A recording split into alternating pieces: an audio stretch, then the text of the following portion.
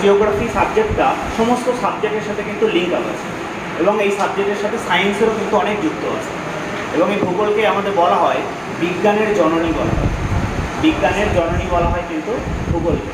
তো ওই জন্য কিন্তু এখানে কিন্তু সায়েন্সেরও বিষয় আছে এবং সমস্ত বিষয়ের সাথে কিন্তু ভূগোল কিন্তু একটা কিন্তু রিলেটেড। যেটা আমি শুরু করব, তোমরা কেমন ছোটোবেলা থেকে কতটা প্রিপারেশান আছে না আছে আমি জানি না, তবু আমি চেষ্টা করব একদম বেস লেভেল থেকে শুরু করা। যার যেটা সমস্যা হবে সঙ্গে সঙ্গে আমাকে বলবে, সরাসরি বলবে, কোনো সংকোচ করবে না। যদি এখান থেকে না বলতে পারো বাই ফোনেও আমাকে বলতে পারো, জানাতে পারো, কোনো আমি হেজিটেট করবো না তোমাদের কিন্তু সমস্যার সমাধান করার জন্য। এটা কিন্তু আমি তোমাদের আজকে প্রথমেই বলে দিলাম। তাহলে আজকে আমরা প্রথম যে বিষয়টা আছে সেটা শুরু করব। এখানে তোমাদের যে সিলেবাসে আছে যেটা ইন্ডিয়ান জিওগ্রাফি, সিলেবাসে যেটা আছে জেনারেল নলেজের মধ্যে বা current affairs, Indian geography. Indian geography বলতে আমরা যেটা বুঝি, WBCS এ মূলত এই শব্দটা আসে ইন্ডিয়ান জিওগ্রাফি, শুধুমাত্র ইন্ডিয়াটার উপরে বেস করা হয় বেশি WBCS এ, যেটা আমি ইতিমধ্যে কিন্তু বিশেষ পড়ে তাদের কিন্তু পড়াই। এখানে আমাদের ইন্ডিয়ান জিওগ্রাফি বলেছে বলে শুধুমাত্র ইন্ডিয়ান জিওগ্রাফিটা বললে কিন্তু হবে না, কেন আমি প্রথমেই বলেছিলাম জিওগ্রাফিটা প্রত্যেকটা শব্দের সাথে প্রত্যেকটা বিষয়ের সাথে একটা লিঙ্ক আপ আছে। আমি যদি পৃথিবী সম্পর্কে যদি না জানি, জলবায়ু সম্পর্কে যদি না জানি, তাহলে ভারতের জলবায়ু আমি কী করে বুঝবো, তাই না? মাটিটা কী বা কোন মাটির রঙটা কেমন হয় সেইটা যদি না জানি, তাহলে ভারতের মাটি সম্পর্কে আমি কী জানবো? তাহলে আমাকে প্রথমে আগে ওভারঅল সমস্ত বিষয়টাকে জেনে নিতে হবে, তারপরে স্পেসিফিক শুধুমাত্র ইন্ডিয়ার উপরে আমাদের বেস করতে হবে সেটা ভালো করে। তাহলে প্রথমে আমরা যেহেতু আজকে জিওগ্রাফি শুরু করব, তাহলে জিওগ্রাফি শব্দটা কি সেটা আমরা কি সবাই জানি? তাহলে সেটা আমাদের বিশ্লেষণ করে নিতে হবে। তাহলে জিওগ্রাফি শব্দটা একটা গ্রিক শব্দ। জিওগ্রাফি দুটো ভাগে বিভক্ত, একটা জিও একটা গ্রাফি। জিও মিনস হচ্ছে পৃথিবী আর গ্রাফি মিনস হচ্ছে বর্ণনা, অর্থাৎ পৃথিবীর বর্ণনা। তাহলে জিওগ্রাফি বলতে আমরা করব সমগ্র পৃথিবীর যে বর্ণনা সেটাই আমাদের এই জিওগ্রাফির মধ্যে পড়বে। তাহলে যে পৃথিবীর বর্ণনা বলতে পৃথিবীর এমন সূক্ষ্ম কোনো বিষয় কিন্তু বাদ যায় না কিন্তু জিওগ্রাফি, তাই না? অন্য একটা বিষয় থাকে, একটা বেসিক্যালি একটা নির্দিষ্ট বিষয় নিয়ে আলোচনা হয়, কিন্তু জিওগ্রাফিতে সমস্ত বিষয় নিয়ে আলোচনা করবো। এই যে জিওগ্রাফির যে অর্থ আমরা বললাম, জিও এবং গ্রাফি একটা গ্রিক শব্দ যার অর্থ হচ্ছে পৃথিবীর বর্ণনা। এই যে জিওগ্রাফি আমরা যেটা করছি এখানে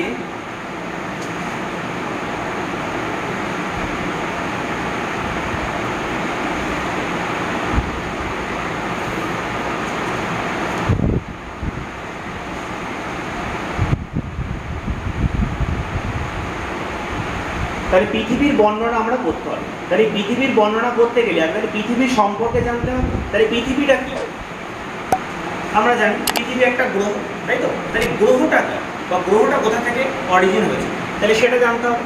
এই গ্রহটা সৃষ্টি হয়েছে আমাদের সূর্য থেকে, তাই তো? তাহলে সূর্য থেকে গ্রহটা সৃষ্টি হয়েছে, সেই গ্রহ থেকে। এবং সূর্যের অনেক কটা গ্রহ আছে, কটা? 8টা গ্রহ আছে, যেটা আমরা ছোটোবেলায় পড়ে এসেছি, আমিও পড়ে এসেছি 9টা গ্রহ, কিন্তু এখন সেটা হচ্ছে 9টার আমরা বলতে পারি না, এখন হচ্ছে সূর্যের 8টা গ্রহ।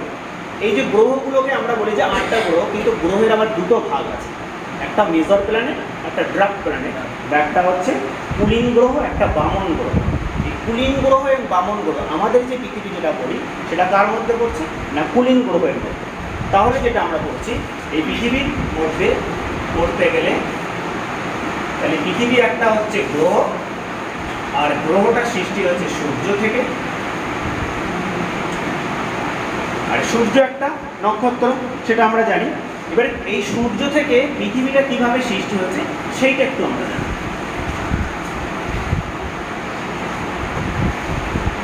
এটা হয়তো বিষয়ের সাথে অনেকটা ব্যাকে চলে যাচ্ছে বা ডিটেলসে চলে যাচ্ছে, একটু না জানলে আমরা একটু বলার চেষ্টা করছি। দেখা যাক, ধরো আমরা মনে করছি আমরা প্রত্যেকে যেখানে দাঁড়িয়ে আছি সমস্ত সবাই যদি আমরা উপরের দিকে তাকাই, যে বিশ্ব ব্রহ্মাণ্ডকে ফাঁকা মহাকাশ, তাই তো? এই ফাঁকা স্থান, সেই ফাঁকা স্থানটাই এইটা মনে করি। এই ফাঁকা স্থানে কি হয়, এরকম আমাদের যে সূর্য আছে, এছাড়া এরকম সূর্যের মতনই আরও কিন্তু অনেক নক্ষত্র কিন্তু আছে বা জ্বলন্ত এরকম অগ্নিপিণ্ড আছে। আচ্ছা, ঠিক সেরকমই কোনো একটা সময় এরকম সমগ্র এই যে মহাবিশ্ব বা স্পেসে এরকম সূর্য এবং এছাড়া আরও যে সমস্ত গ্রহ নক্ষত্র বা আরও জ্বলন্ত অগ্নিপিণ্ড যারা ছিল সেটা একটা অবস্থায় ছিল এবং তাদের মধ্যে একটা ঘূর্ণনের সৃষ্টি হয়, নিজেদের মধ্যে একটা ঘূর্ণনের সৃষ্টি হয়। যখন এই ঘূর্ণনের সৃষ্টি হয় এবং সূর্য এবং তার সাথে আরও একটা জ্বলন্ত অগ্নিপিণ্ড কাছাকাছি চলে আসে, এই কাছাকাছি চলে আসার পরে এই দুজনের মধ্যে কিন্তু সংঘর্ষ হয়। নিশ্চয়ই দুটো বিষয় যদি বস্তু যদি কাছাকাছি তাহলে সংঘর্ষ হবে বেসিক্যালি। সংঘর্ষ হওয়ার ফলে সেই সূর্য থেকেই কিছু খণ্ড এরকম ভেঙে গিয়েছে, আলাদা হয়ে গেল। এবং সেটা কোথা থেকে সৃষ্টি হচ্ছে? সূর্য থেকে। আর সূর্যটা একটা কি জ্বলন্ত অগ্নিপিণ্ড, সেটা আমরা জানি। তাহলে যে এই যে টুকরো টুকরো যে অংশগুলো ভেঙে গেল, তাহলে সেটাও তো জ্বলন্ত অগ্নিপিণ্ড হবে, তাই না? এবারে যেহেতু সমস্ত বিষয়টা একটা ঘূর্ণনের সৃষ্টি হয়েছিল এবং এই যে সূর্য থেকে এই যে বস্তুগুলো যখন ভেঙে গেল সেটাও সেইগুলোও কিন্তু ঘূর্ণন হতে থাকছে, কেননা যে অরিজিন যেটা সেটাও ঘূর্ণায়মান, তার থেকে যেটা সৃষ্টি হচ্ছে তারা সেগুলোও ঘূর্ণায়মান। ওই সেই যে ঘূর্ণায়মান তার থেকে কিন্তু আমরা যেটা জানি যে সমস্ত গ্রহগুলো কি ঘূর্ণায়মান না স্থির? ঘূর্ণায়মান। ঠিক সে ওই জন্য গ্রহগুলো কিন্তু ঘুরতে থাকে।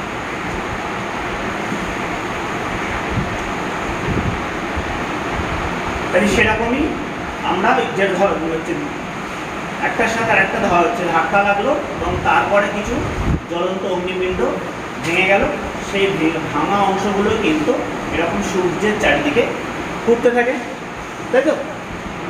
এবং এই যে ঘুরতে থাকছে কিভাবে ঘোরে? প্রত্যেকটা গ্রহই কিন্তু তাদের একটা নির্দিষ্ট কক্ষপথ আছে, তারা কিন্তু হ্যাপাসেটিভাবে কিন্তু ঘোরে না, তারা নির্দিষ্ট কক্ষপথেই কিন্তু তারা সেই সূর্যের চারিদিকে কিন্তু পরিক্রম করে থাকে। এখান থেকে যে অংশগুলো সৃষ্টি হলো সেখানে আমরা বড় বড় অংশ এরকম 8টা দেখতে পাবো, যেটা আমরা বললাম সূর্যের 8টা গ্রহ। আগে যেটা ছিল সমান সমান 9টা যেটা ছিল, এর মধ্যে থেকে একটাকে বাদ দেওয়া হয়েছে, জানা আছে? প্লুটোকে বাদ দেওয়া হয়েছে।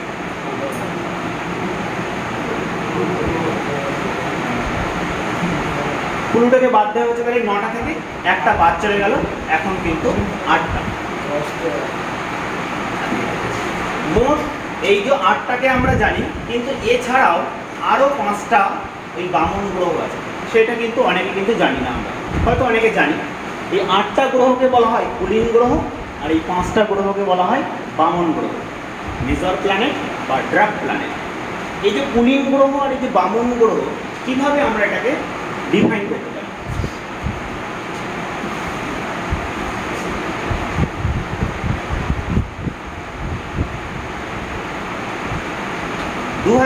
সালে IAU বলে একটা সংস্থা আছে, এই সংস্থা এই যে ড্রাগ প্ল্যানেট বাবা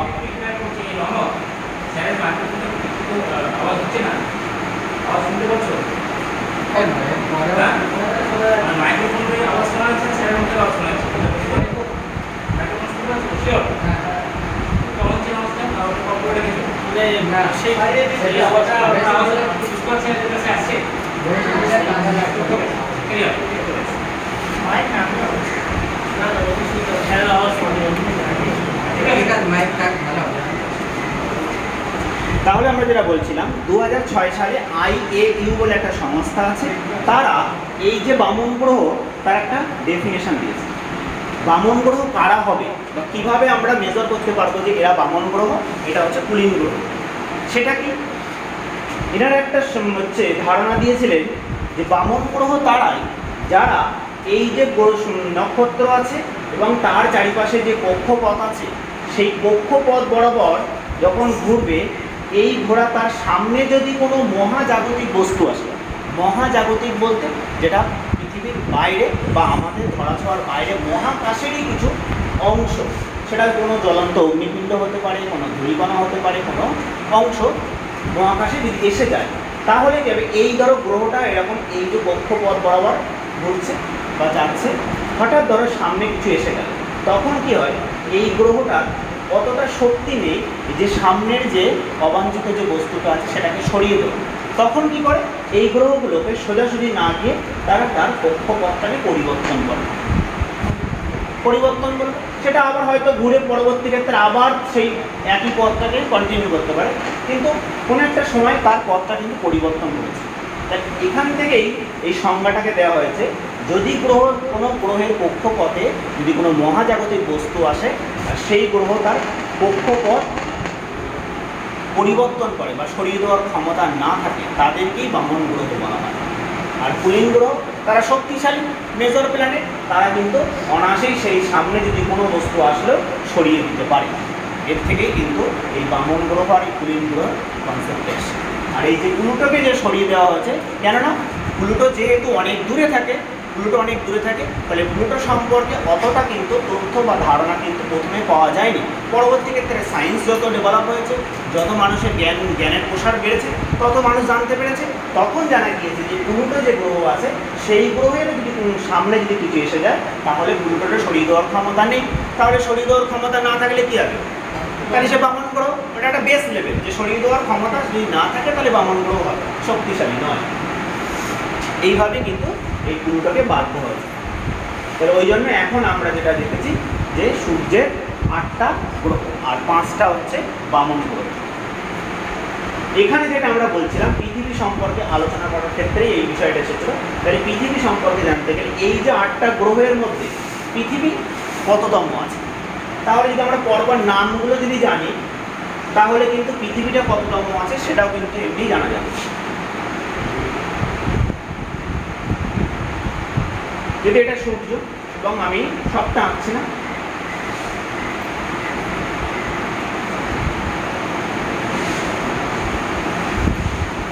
আটটা কক্ষপথ দেখেছি। এই যে প্রথমে যে গ্রহটা আছে তার নাম কি বলতো? বুধ। তারপরে একটা শুক্র, তারপরে এরপরে আসবে পৃথিবী। বুধ, শুক্র, পৃথিবী, মঙ্গল, বৃহস্পতি, শনি, ইউরেনাস আর হচ্ছে নেপচুন। এই হচ্ছে 8টা গ্রহ। এর পরে ছিল কিন্তু সেই প্লুটো। তাহলে প্লুটোকে কিন্তু এখন আমরা বলছি না। তাহলে এখানে আমাদের পৃথিবী কততম স্থান অধিকার করছে? তৃতীয়।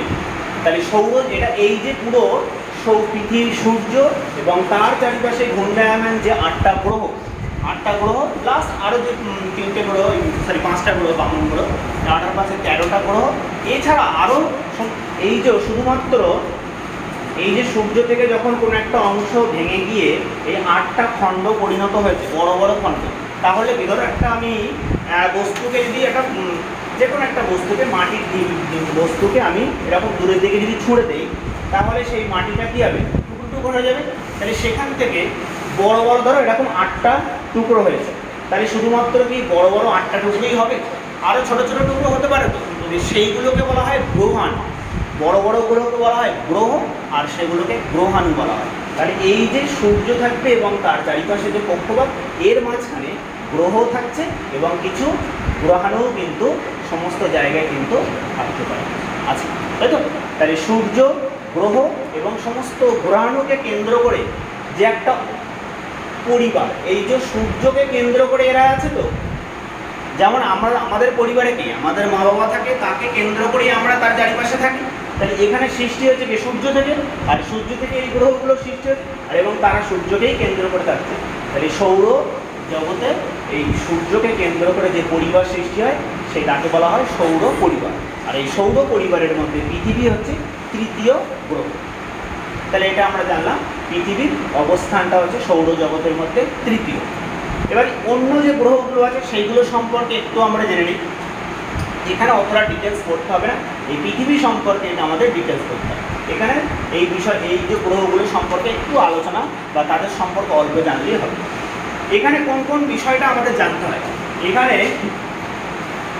জানতে হবে এই যে গ্রহগুলোর মধ্যে সব থেকে দূরে কে আছে, সব থেকে কাছে কে আছে, সব থেকে বড় গ্রহ কোনটা, সব থেকে ছোট গ্রহ কোনটা, এবং এই যে গ্রহগুলোর মধ্যে সব থেকে উষ্ণতম গ্রহ কোনটা, আর শীতলতম গ্রহ কোনটা।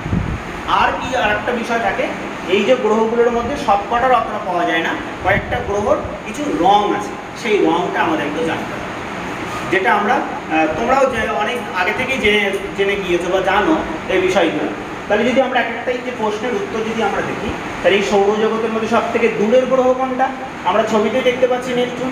আর কাছের গ্রহ কোনটা? বুধ। এবার যদি বড় দেখি, সব থেকে বড় কোনটা জানো তো? বৃহস্পতি। বৃহস্পতি হচ্ছে সব থেকে বড় গ্রহ। আর সব থেকে ছোট গ্রহ হচ্ছে বুধ। আর আমরা জানবো সব থেকে উষ্ণতম গ্রহ কোনটা? সব থেকে উষ্ণতম গ্রহ হচ্ছে শুক্র গ্রহ। আর সব থেকে শীতলতম গ্রহ কোনটা বলো তো? ইউরেনাস। ইউরেনাস হচ্ছে সব থেকে শীতলতম গ্রহ। এই যে দেখেন একটা প্রশ্ন আসতে পারে, সূর্য আছে, সূর্যের পাশেই আছে বুধ, তারপরে শুক্র। তাহলে বুধ তো আগে বেশি গরম হওয়ার কথা, কিন্তু বুধ গরম না হয়ে শুক্র বেশি গরম হচ্ছে কেন? তাহলে গরম, এই যে গরম হওয়াটা বা উষ্ণতার কিছু কম্পোনেন্টস বা উপাদান, কি উপাদানটা দিয়ে তৈরি তার উপর নির্ভর করছে। যদি একটা জ্বলন্ত কিছুতে আমি একটা কাঠের কিছু দিয়ে আমি ধরি আর একটা স্টিলের কিছুকে স্পর্শ করাই, তাহলে স্টিলটা বেশি গরম লাগবে, কাঠটা তো বেশি গরম না, কেন কাঠের মধ্যে দিয়ে তো তড়িৎ বা তাপ যেতে পারে না। ঠিক সেরকমই এই বুধের যে উপাদানগুলো তার থেকে এই যে শুক্রের উপাদানগুলো তাপ শোষণ ক্ষমতা বেশি, তার জন্যই কিন্তু এই শুক্র গ্রহ বেশি সব থেকে বড়। এর তাপমাত্রা হচ্ছে 465 ডিগ্রি সেন্টিগ্রেড, আর বুধের তাপমাত্রা 435 ডিগ্রি সেন্টিগ্রেড। আর শীতলতম হচ্ছে ইউরেনাস, এর তাপমাত্রা -216 ডিগ্রি, -216 ডিগ্রি সেন্টিগ্রেড, -216 ডিগ্রি। হলো? তাহলে আমরা এখান থেকে দূরে জানলাম, কাছে জানলাম, বড় জানলাম, ছোট জানলাম, আর উষ্ণতম এবং রং এবার দেখি আমরা। বুধের রং হচ্ছে ধূসর রঙের, যেমন গ্রে কালারের ধূসর রঙের, এটা আমরা জানবো। পৃথিবীর রং নীল, ওই জন্য পৃথিবীকে কি বলা হয়? নীল গ্রহ বলা হয়। কেননা পৃথিবীর 3 ভাগ জল, 1 ভাগ স্থল, এবং জলের ভাগ বেশি থাকার জন্য জলের তো এমনি রং নেই, কিন্তু যদি কোনো উপর থেকে কোনো জলকে দেখা হয় তাহলে কি হয়? তো নীলচে রং হয়, তাই তো?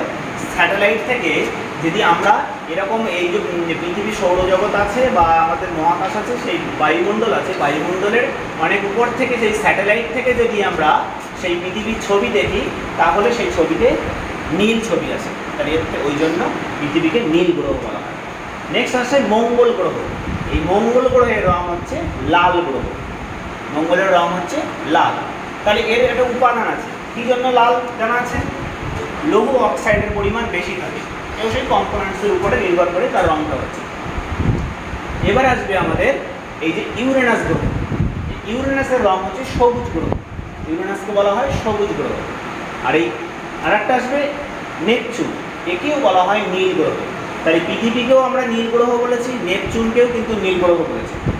তাহলে এখানে 3 ভাগ জল, 1 ভাগ স্থল, জলের ভাগ বেশি থাকার জন্য তার রং, এটাকে নীল রং বলা হচ্ছে। আর এখানে নীল রং হচ্ছে এখানে মিথেন গ্যাস বেশি থাকে, নেপচুনে মিথেন গ্যাস বেশি থাকে বলে এই নেপচুনকে নীল গ্রহ বলা হয়। বলো, তাহলে নীল গ্রহ আমরা এখান থেকে দুটো দেখি। হ্যাঁ, কিসে? ইউরেনাসে? ইউরেনাসকে সবুজ গ্রহ বলা হয় না, নেপচুনে মিথেন গ্যাস বেশি, নেপচুনে মিথেন গ্যাস বেশি থাকে বলে এর নাম হচ্ছে নীল। এই যে বিষয়টা বললাম, এই পর্যন্ত সবার ক্লিয়ার হয়েছে? সমস্যা হলে আমাকে বলবে। হ্যাঁ, এই সব কটার গ্রহের স্পেসিফিক ওরকম রং জানা যায় না, বা সবটা, কেননা এগুলোর আমাদের যে রঙগুলো, এইটা রং বলতে একটু লালচে ধূসর হয়, হ্যাঁ, লালচে 2 রকমের রং হয়। ওই জন্য এইগুলোকে আমরা ওই জন্য বললাম না, সব কটা গ্রহের রং অতটা জানা যায় না। এবার জানা গেলেও কিন্তু অতটা আমরা ডিফাইন করতে পারি না, ওই জন্য যেগুলো বললাম এইগুলো বললেই তুমি জানতে পারবে। হ্যাঁ, বুধের রং হচ্ছে ধূসর, গ্রে কালার।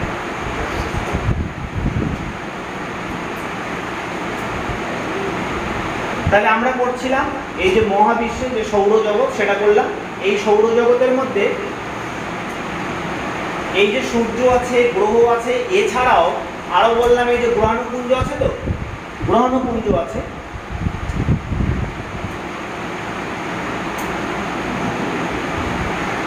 এই সমস্তগুলোকে একসাথে কি বলে জানো? না, সৌর পরিবার তো সূর্য থাকবে এবং তার চারিপাশে ঘূর্ণায়মান গ্রহ উপগ্রহগুলোকে বা হচ্ছে সৌর পরিবার। আমি বলছি সৌরজগতে আমরা আকাশের দিকে যদি তাকাই, যে মহাবিশ্বের ফাঁকা স্থান, এই ফাঁকা স্থানের সমস্ত কিছুকে, এগুলোকে কি বলা হয়? জ্যোতিষ্ক বলা হয়।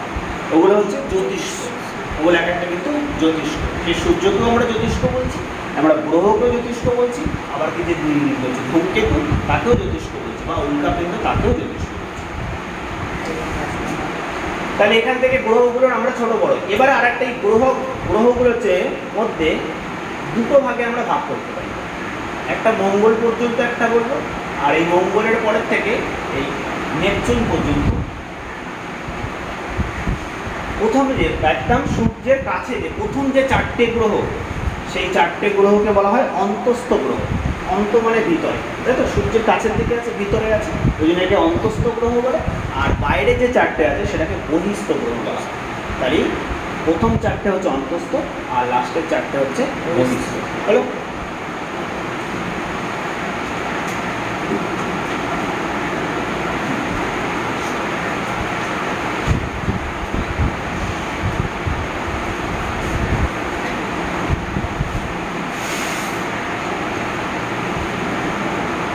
এতক্ষণ জানছিলাম আমাদের যে 8টা হচ্ছে কুলিং গ্রহ সেটা সম্পর্কে। এবার আমরা জানবো যে 5টা বামন গ্রহ আছে, সেই 5টা বামন গ্রহর একটু আমরা নামটা এমনি বলছি, নামটা হয়তো মনে থাকবে না, লিখে নিতে পারো, বা আমি যখন হচ্ছে মেটেরিয়াল দেবো তাতেও পেয়ে যাবে। এই 5টা গ্রহগুলোর মধ্যে সব থেকে বড় হচ্ছে বামন গ্রহ হচ্ছে সেরেস। সব থেকে বড় বামন গ্রহ হচ্ছে সেরেস। এর নামগুলো বলি। একটা তো প্লুটো আমাদের থাকছেই, প্লুটো, সেরেস, এরিস, হাউমেয়া আর ম্যাকিনাকি। এই হচ্ছে 5টা হচ্ছে বামন গ্রহ। প্লুটো, সেরেস, এরিস, হাউমেয়া আর ম্যাকিনাকি। এর মধ্যে সব থেকে বড় বামন গ্রহ হচ্ছে সেরেস। এটাই আবার বামন গ্রহও বলা হয়, সব থেকে বৃহত্তম গ্রহাণুও বলা হয়। কেননা ওটাও তো সেই ছোট একটা গ্রহের অংশ। ছোট গ্রহের অংশটাকে গ্রহাণু আমরা বলতে পারি, আবার বেশি যদি আমরা বামন গ্রহে বলি তাহলেও আমরা বলতে পারি। তাহলে সেরেসকে দুটো ভাগে আমরা মনে রাখবো। সেরেস হচ্ছে বৃহত্তম বামন গ্রহ আর বৃহত্তম গ্রহাণু।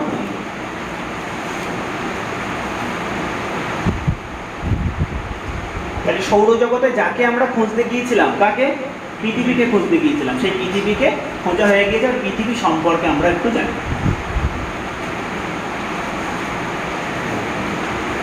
পৃথিবী একটা গ্রহ, তাই তো?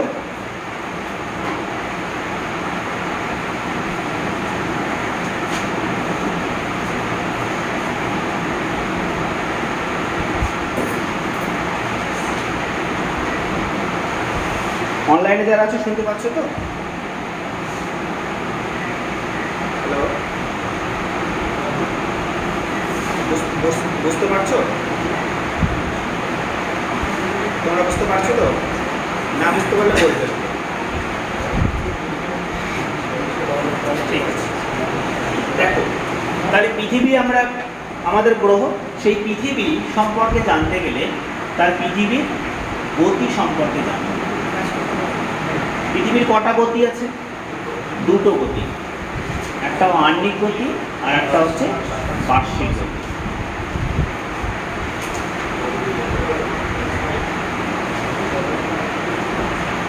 এই যাকে আহ্নিক গতি বলা হয় তাকে কিন্তু আর একটা নাম বলা হয় আবর্তন গতি, আর যাকে বার্ষিক গতি বলা হয় তার আর একটা নাম আছে পরিক্রমণ গতি। এই যে আহ্নিক গতি আর বার্ষিক গতি, এই কনসেপ্টটা কীভাবে এসেছে? এই কনসেপ্টটা আমরা যখন বলেছিলাম সূর্য থাকছে এবং সূর্যের চারিপাশে সমস্ত গ্রহগুলো নির্দিষ্ট কক্ষপথ আছে, সেই কক্ষপথ বড় ঘুরছে। এইবার ধরো এইটা তার সূর্যের কক্ষপথ, বা পৃথিবীর কক্ষপথ। এই পৃথিবীর এই কক্ষপথে পৃথিবী অবস্থান করছে। এবার তাহলে কী হবে? পৃথিবী এরকম করে ঘুরবে, তাই তো? এই যে সূর্যের চারিদিকে এই পুরো কক্ষপথ বরাবর যখন পৃথিবী ঘুরছে, এই ঘোরাকে বলা হয় কি বন্ধুতো? বার্ষিক গতি বলা হয়। এইবারে এই যে শুধুমাত্র যে কক্ষপথ বরাবর ঘোরে না, পৃথিবী এই ঘুরতে ঘুরতে ওর নিজে নিজেও কিন্তু ঘোরে। কীভাবে নিজে নিজে ঘোরে? এই পৃথিবীর মাঝ বরাবর একটা অক্ষ থাকে, অক্ষ বা অ্যাক্সিস। সেই অক্ষকে কেন্দ্র করে ওর নিজে নিজেও কিন্তু আবার ঘুরতে থাকে। পৃথিবী তার মাঝে যে অক্ষ আছে সেই অক্ষের চারিদিকে যখন ঘুরছে সেই ঘোরাকে বলছে আবর্তন গতি, আর পৃথিবী যখন কক্ষপথ বরাবর সূর্যের চারিদিকে ঘুরছে সেটাকে বলা হচ্ছে বার্ষিক গতি। এবার আমাদের জানতে হবে দিক, কোন দিক থেকে কোন দিকে ঘুরে। এই যে পৃথিবী যখন আবর্তন করছে, আবর্তনটা কোন দিক থেকে না পশ্চিম থেকে পূর্ব দিকে ঘুরে। পৃথিবী ঘোরে কোন দিকে? পশ্চিম থেকে পূর্ব দিকে। কিন্তু আমরা এমনি দেখতে পাই কি সূর্য সকালবেলা পূর্ব দিকে ওঠে, পশ্চিম দিকে চলে যায়। তাহলে কিন্তু আমরা এক সাইড দেখতে পাই, আর এক সাইড দেখতে পাই না।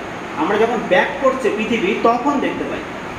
তাহলে সেই নিচের দিক থেকে ঘুরে এইভাবে ঘুরে যখন ঘুরে চলে আসছে তখন আমরা দেখতে পাচ্ছি যে পৃথিবীর অবস্থা। তাহলে পৃথিবীটা ঘুরছে পশ্চিম থেকে পূর্ব দিকে। এবার সময় আছে, পৃথিবী এই অক্ষ আছে, সেই অক্ষের চারিদিকে একবার ঘুরতে সময় লাগে বেসিক্যালি আমরা যেটা বলি 1 দিন বা 24 ঘন্টা। কিন্তু অরিজিনাল কি তাই? অরিজিনাল কিন্তু তাই না, এটা কিন্তু একটা রাউন্ড ফিগার। তার অরিজিনাল হচ্ছে 23 ঘন্টা 56 মিনিট 4 সেকেন্ড। 23 ঘন্টা 56 মিনিট 4 সেকেন্ড। সেটাকে আমরা হিসাবের সুবিধার্থে আমরা 24 ঘন্টা বলি, রাউন্ড ফিগারে সংখ্যাটা বলি। ওই জন্য পৃথিবীর আবর্তনের সময় লাগে 1 দিন বা 24 ঘন্টা। আর স্পেসিফিক যদি বলি 23 ঘন্টা 56 মিনিট 4 সেকেন্ড। তাহলে এটা শুধু আবর্তন যেটা হলো সেইটা দেখলাম। তাহলে পশ্চিম থেকে পূর্ব দিকে আবর্তন করছে আর সময় লাগছে। এবার আমরা যদি পরিক্রমণ গতি বা হচ্ছে যেটা বার্ষিক গতি সেটা দেখি, সেটাও ঘুরছে পশ্চিম থেকে পূর্ব দিকে। বার্ষিক গতিও ঘুরছে পশ্চিম থেকে পূর্ব দিকে। তার সময়টা কি একই হবে? নিশ্চয়ই না, আলাদা হবে। তা সেটা সময় কি বলতো? 1 বছর সময় লাগে। এই যে সূর্যের চারিদিকে যে কক্ষপথ আছে সেই কক্ষপথ বরাবর সূর্যকে ঘুরতে, পৃথিবীকে ঘুরতে 1 বছর সময় লাগে বা 365 দিন।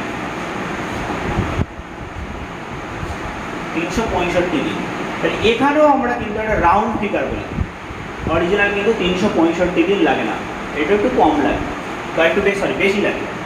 365 দিন 5 ঘন্টা 48 মিনিট 46 সেকেন্ড। কিন্তু আমরা হিসাবের সুবিধার্থে এই 365 দিন বলা হয়। তাহলে এই সূর্যের চারদিকে পৃথিবীর একবার পরিক্রমণ করতে সময় লাগে 365 দিন 5 ঘন্টা 48 মিনিট 46 সেকেন্ড বা 1 বছর। এখান থেকে একটা কনসেপ্ট আসে, এই যে 365 দিন বললাম কিন্তু এই বাড়তি সময়টা আমরা বললাম না। তাহলে প্রতি বছর তো এরকম 5 ঘন্টা 48 মিনিট 46 সেকেন্ড করে বাদ থাকছে। তাহলে সেইটাকেই যদি আমরা এই 5 ঘন্টা 48 মিনিট 46 সেকেন্ডকে মোটামুটি এটা ক ঘন্টার মধ্যে? 6 ঘন্টা না? তাহলে এটাকে যদি একটা রাউন্ড ফিগার যদি আমি বলি তাহলে 6 ঘন্টা। তাহলে প্রতি বছর তো 6 ঘন্টা করে বাদ যাচ্ছে। তাহলে প্রথম বছরে 6 ঘন্টা বাদ গেল, পরের বছরে 6 ঘন্টা বাদ গেল, তারপরে বছরে 6 ঘন্টা বাদ গেল, তারপরে বছরে 6 ঘন্টা। এটা ধরো 6 ঘন্টা ছোটো ধরো আমাদের যখন আমরা বলি সে খুচরো পয়সা বলি না, খুচরো পয়সা আমরা নেই না বা হিসেবে আসি না। কিন্তু 10টা 1 টাকার কয়েন যখন একসাথে করা হয় তখন কী হয়? 10 টাকার নোট হয়তো তখন কি আমরা ছেড়ে দিই? তখন কিন্তু 10 টাকার নোটই নেই। ঠিক সেরকমই এই 6 ঘন্টাকে যদি এই চারটে 6 ঘন্টা যখন একসাথে হয়ে যায় তখন কি হয়ে যায়? 24 ঘন্টায়। 24 ঘন্টা মানে কি? 1 দিন না? তাহলে 4 বছর বাদে কিন্তু 1 দিন বেশি থাকছে। এই তখন কি হয়? এই যে 365 দিন থাকছে প্লাস তখন এই একটা জুড়ে যায়, তাহলে হয়ে যায় 366 দিন। তাহলে এই যে 366 দিনে বছর হয় সেটা কতদিন অন্তর অন্তর? 4 বছর অন্তর অন্তর কিন্তু 366 দিনে বছর হয়। সেই বছরকে কি বলা হয়? অধিবর্ষ বলা হয় বা লিপ ইয়ার। প্রতি 4 বছর অন্তর হচ্ছে 366 দিনে বছর হয়, এই বছরকে বলা হয় অধিবর্ষ বা লিপ ইয়ার। এই যে তাও তো আমরা একটু ভুল করলাম, তাই না?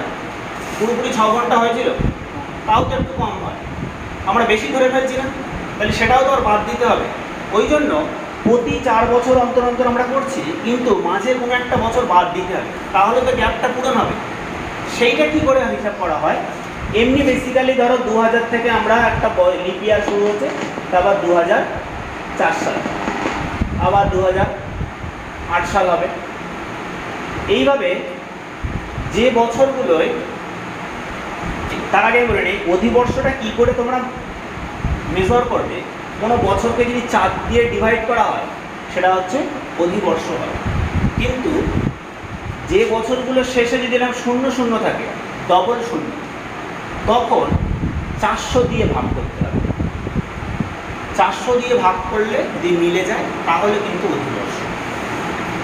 যেমন 1700 সাল, 1700 সাল, তাহলে 1700কে যদি আমরা 4 দিয়ে যদি হিসাব করি তাহলে 4-এর নিয়মে সেটা যাচ্ছে, কিন্তু 400-র নিয়মে কিন্তু যাবে না। তাই জন্য এই 1700 সালটা কিন্তু অধিবর্ষ নয়। তাহলে এই জন্য মাঝে মাঝে কিন্তু বাদ যায়।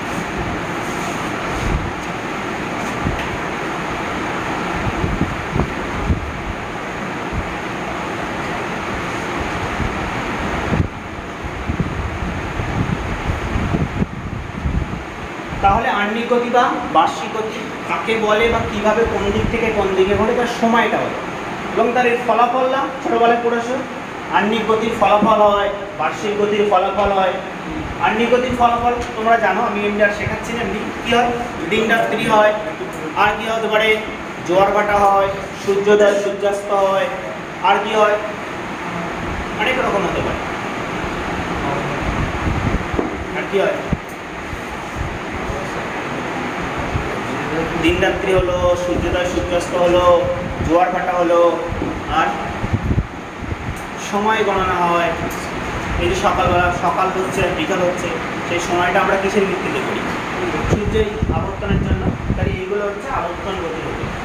আর বার্ষিক গতির জন্য কী হয়, বার্ষিক গতির জন্য ঋতু পরিবর্তন হয়। এই বার্ষিক গতির জন্য যারা ঋতু পরিবর্তন হয় সেখান থেকে আমাদের একটু এবারে জানতে হবে কীভাবে ঋতু পরিবর্তনটা হয়। এখানেও সেই যদি আমরা এখানে আমরা প্রথমে মাঝখানে পৃথিবীটাকে আঁকছি, আর সূর্যটাকে আমরা বাইরে আঁকছি।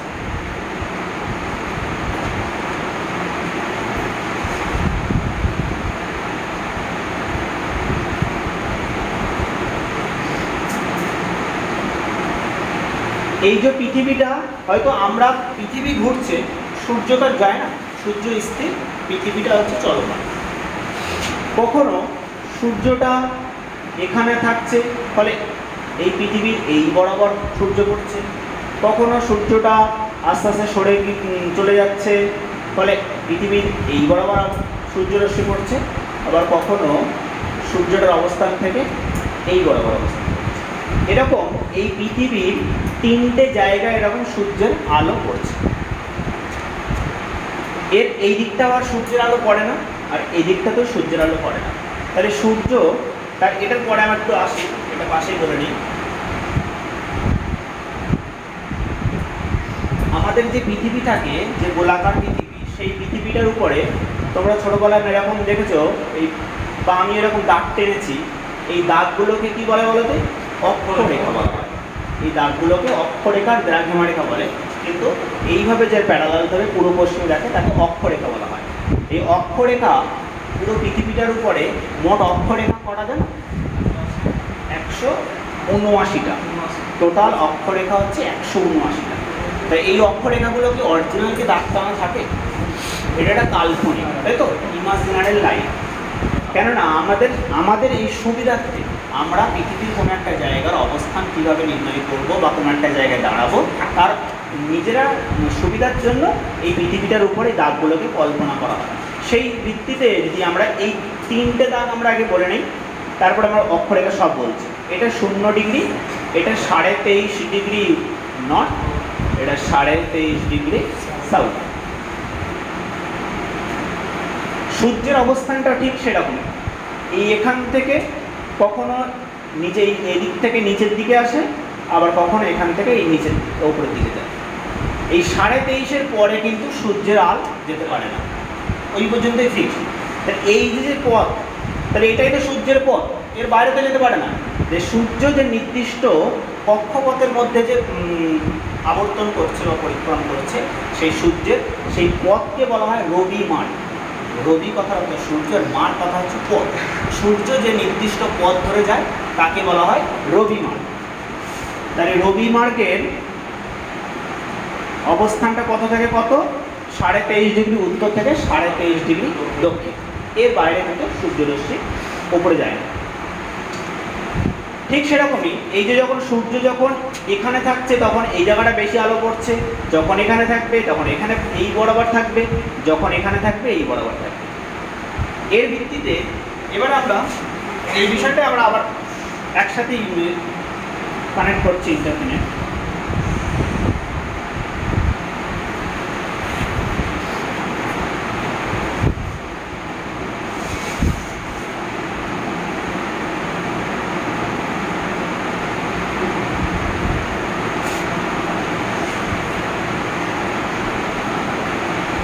এরকম 4টে অবস্থান আমরা দেখছি, ঠিক ওই বিষয়টাই আমরা এইভাবে দেখালাম।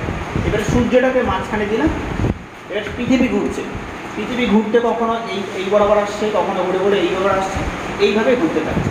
যখন এরকম পৃথিবী এরকম ঘুরবে, পৃথিবীর এক একটা জায়গায় এক এক রকমভাবে সূর্যের আলো পড়বে। তো ধরো আলোটা এখানে আছে, আমি এটা আলো আছে, আমি যখন এই সামনে বরাবর থাকবে তখন আমার সামনের দিকে আলো পড়বে, আবার আমি যখন ঘুরে ঘুরে অন্যদিকে চলে যাবো তখন আমার ব্যাক সাইডে আলোটা পড়বে। তাহলে পৃথিবীর কিন্তু এক একটা জায়গায় এক এক রকমভাবে আলোটা পড়ে। এর ভিত্তিতেই কিন্তু যেটা বলছিলাম এই বার্ষিক গতির ফলে ঋতু পরিবর্তন হয়। তাই এই ঋতু পরিবর্তনের সাথে 4টে তারিখ একটু মনে রাখবে, 4টে ডেট।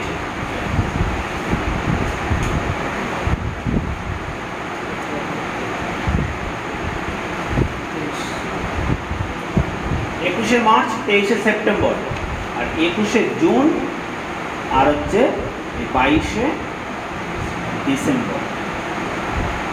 এই 21শে মার্চ আর 23শে সেপ্টেম্বর এই দুটো তারিখে সূর্যরশ্মি পৃথিবীর সব জায়গায় সমানভাবে পড়ে। ফলে পৃথিবীর সব জায়গায় সমান দিন রাত্রি, 12 ঘন্টা দিন আর 12 ঘন্টা রাত। কিন্তু আমরা এমনি সময় দেখতে পাই সব জায়গায় কি প্রতি বছর প্রতিদিনই কি সমানভাবে হয়? কখনো দেখবে শীতকালের সময় 5টার সময় সন্ধ্যা হয়ে যাচ্ছে, আবার গরমকালে সেই 7টার সময় সন্ধ্যা হয়ে যাচ্ছে। তাহলে এই যে কম বেশি হচ্ছে, কিন্তু এই যে 21শে মার্চ আর 23শে সেপ্টেম্বর এই দুটো তারিখে 12 ঘন্টা দিন আর 12 ঘন্টা রাত হওয়া কথা। কেননা তখন এই যে এটা সূর্যের এই 0 ডিগ্রি, এইটাতে 0 ডিগ্রি এই বরাবর থাকে, একদম মাঝ বরাবর থাকে, পৃথিবীর পুরো মাঝ বরাবর সূর্য থাকে। ওই জন্য যখনই যে কোনো জিনিসের মাঝ বরাবর হলে তখন কী হবে? সমান ভাগ করা যায়। তো ওই জন্য 21শে মার্চ আর 23শে সেপ্টেম্বর সমান দিন রাত্রি। আর যে দুটো তারিখ বললাম 21শে জুন আর 22শে ডিসেম্বর, 21শে জুন এই ওপরের দিকে থাকে,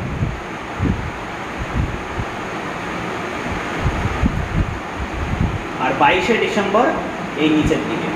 যেটা রবি মার্গের কথা বলছিলাম, এই যে সূর্য ঘুরতে ঘুরতে এই পথটা থাকে, কখনো মাঝে থাকে কখনো এখানে। এইটার নাম আছে, এই দাগটার নাম, এই দাগটার নাম হচ্ছে কর্কট ক্রান্তি রেখা, আর এই দাগটার নাম হচ্ছে মকর ক্রান্তি রেখা। এই কর্কট ক্রান্তি রেখা বরাবর যখন সূর্যরশ্মি থাকে, তাহলে এখানে যখন সূর্য থাকবে তাহলে এই বরাবর বেশি আলো পড়বে তো নাকি, যেখানে সূর্য থাকবে। তখন এই জায়গাটায় সমান দিন রাত্রি হবে, তখন এই কর্কট ক্রান্তি রেখা বরাবর সমান দিন রাত্রি, 12 ঘন্টা দিন আর 12 ঘন্টা রাত। কর্কট সংক্রান্তি, সংক্রান্তি সংক্রান্তি মিন্স বলবো সমান, বিষুব কথার হচ্ছে সমান, ওই জন্য একে কর্কট সংক্রান্তি। আর এটা হচ্ছে মকর সংক্রান্তি, মকর ক্রান্তি রেখা বরাবর থাকে বলে মকর সংক্রান্তি বলা হয়।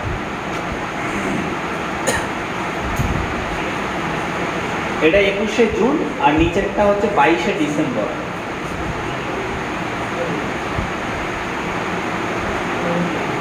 এই কর্কট সংক্রান্তি মকর সংক্রান্তি উৎসব পালন হয় না, হ্যাঁ, তা সেরকম তখন কেন না এই মকর ক্রান্তি রেখা বরাবর সূর্য থাকে বলে মকর সংক্রান্তি হয়। তাহলে এটা হলো, তাহলে এখান থেকে আমরা 4টে বিষয় দেখলাম। দিন রাত্রি সমান হচ্ছে কবে, আর এই কর্কট সংক্রান্তি কবে, মকর সংক্রান্তি কবে হলো, তারিখটা জানলাম। এবার এই ঋতু পরিবর্তনটা কীভাবে হয় সেইটা আমরা দেখছি। যখন পৃথিবী এই যে কক্ষপথ বরাবর ঘুরছে, তার আগে একটা বলা হয়নি পৃথিবী কিন্তু এই যে গোলাকার পৃথিবী পুরো সোজাভাবে থাকে, পৃথিবীটা কি একটু বাঁকা হবে থাকে, 66.5 ডিগ্রি অ্যাঙ্গেল করে একটু বাঁকা হবে থাকে। তাহলে যখন এই যে মার্কারটাকে যদি আমি এই পৃথিবী বলি, তাহলে এটা সূর্য এই বরাবর আছে। তাহলে আমার পুরো যেখানে আমি হাত রেখেছি সেটা ধরে সোজাসুজি করছে আমার হাত বরাবর। যখন আমি হাতটাকে নিচে আনবো তখন আমি পৃথিবী দ্বারা এরকম ঘুরে যাচ্ছে না, পৃথিবী এক জায়গায় এরকমভাবেই থাকছে, এইভাবে ঘুরছে। তখন আমার এই সূর্য তো ফিক্সড, সূর্যের আলোটা আমার হাতের কোন দিকে বা মার্কারের ওপরের দিকে পড়ছে, তো তাহলে আস্তে আস্তে ওপরের দিকে বেশি পড়ছে, নিচের দিকে কিন্তু কম পড়ছে কিন্তু। তাহলে যখনই ওপরের দিকে পড়বে তাহলে ওপরের দিকে কী হবে, বেশি গরম হবে। তাহলে এইভাবে পড়তে পড়তে যখন এই বরাবর আসবে তখন পুরোপুরি একদম উপরের পোর্শনটা বেশি গরম পড়বে, আর পুরো নিচের পোর্শনটা কি পুরো অন্ধকার থাকবে বা গরম হবে না। আবার যখন এইভাবে পরিবর্তন করে আস্তে আস্তে চলে যাব তখন আমার মার্কারের ওপরের প্রান্তটা কি দূরে সরে যাচ্ছে না, কাছে চলে আসছে কি নিচের অংশটা না, দেখা আবার নিচের অংশটা তখন কিন্তু কাছে চলে আসছে। তখন কিন্তু আবার পৃথিবীর নিচের দিকে আস্তে আস্তে গরম হতে শুরু করবে আর ওপরের দিকে আস্তে আস্তে ঠান্ডা হতে শুরু করবে। তাহলে এইভাবে ঘুরতে ঘুরতে যখন আবার এই জায়গাটা চলে আসবো তখন কিন্তু পৃথিবীর নিচের দিকে বেশি গরম পড়ছে, উপরের দিকে আর পড়ছে না। যেটা এখানে হচ্ছে উপরের দিকে পড়ছিল, নিচের দিকে পড়ছে না, এখানে আসলে কি হলো নিচের দিকে বেশি গরম পড়ছে, উপরের দিকে গরম পড়ছে না।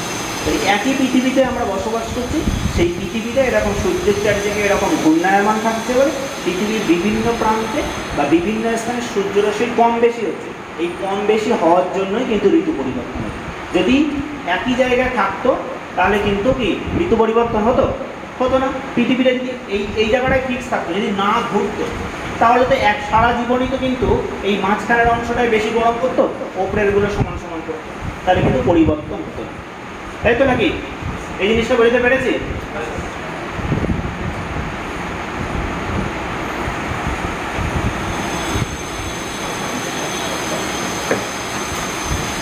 এই ছবি থেকে আর দুটো বিষয় আমরা জানবো, যেটা আমরা রবি মার্ক বলেছিলাম। তাহলে এই যে কর্কট ক্রান্তি থেকে মকর ক্রান্তি, এখানে তারিখ বলেছিলাম 21শে জুন আর 22শে ডিসেম্বর, তাই তো? এখান থেকে আর দুটো বিষয় শেখা যায়, একটা সূর্যের উত্তরায়ণ আর একটা দক্ষিণায়ন। উত্তরায়ণ মানে উত্তর দিকে যায়, আর দক্ষিণায়ন মানে দক্ষিণ দিকে নিচের দিকে। তাহলে যখন 21শে জুন থাকে এর এইদিকে তো আর যেতে পারে না, তারপরে কি করবে, ও ব্যাক করবে নিচের দিকে। তাহলে এই যে 21শে জুন থেকে আস্তে আস্তে নিচের দিকে যাচ্ছে, তাহলে এটা কোন দিকে হচ্ছে, উত্তরায়ণ না দক্ষিণায়ন? দক্ষিণায়ন। তাহলে 21শে জুন থেকে শুরু করলো, আবার শেষ করতে হবে 22শে ডিসেম্বর। তাহলে এটাই হচ্ছে সূর্যের উত্তরায়ণের সময় সরি দক্ষিণায়নের সময় 21শে জুন থেকে 22শে ডিসেম্বর। আর ঠিক একই রকমভাবে আবার যখন 22শে ডিসেম্বর হবে তখন তো আবার ওপরের দিকে যাবে, তখন উত্তরায়ণ। তাহলে একই ডেট শুধু ঘুরে যাবে, উত্তরায়ণ আর দক্ষিণায়ন।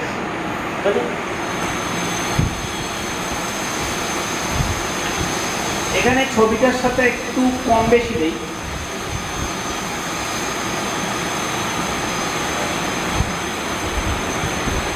এরকম সূর্য থাকে, সূর্যের চারিপাশে কক্ষপথ থাকে, সেই কক্ষপথ বরাবর পৃথিবী পরিক্রমণ করছে। এই পরিক্রমণ করতে করতে এই যে দুটো অবস্থান, এখান থেকে এইটা আমরা বলছি আর এখান থেকে এটা বলছি, দুটোরই কি সমান মনে হচ্ছে?